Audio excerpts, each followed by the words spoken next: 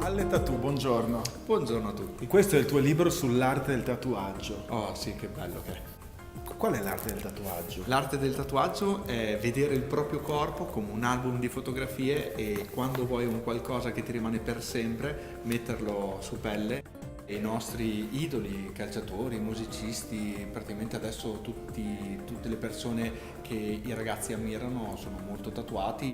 Abbiamo tolto quell'aurea di droghe, alcol, tutte quelle cose che non servono niente nel mondo del tatuaggio, anzi adesso è proprio diventato un qualcosa per arricchire e personalizzare il nostro corpo. E se mi tatuassi allora il tuo libro uscito con Mondadori, tra l'altro sta andando anche molto bene, no? Stai facendo molti incontri. Grazie a tutti.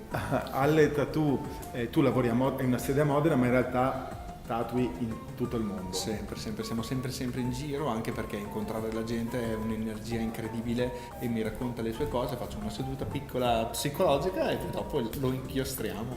Che cosa ti chiedono di più?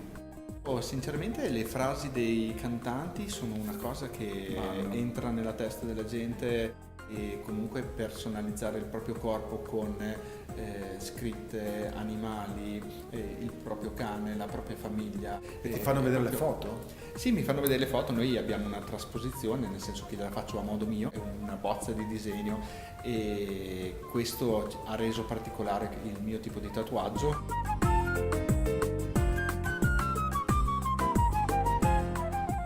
Buon lavoro. Grazie a tutti e ricordatevi che la vita è stupenda. E buongiorno Martina. Buongiorno Martino.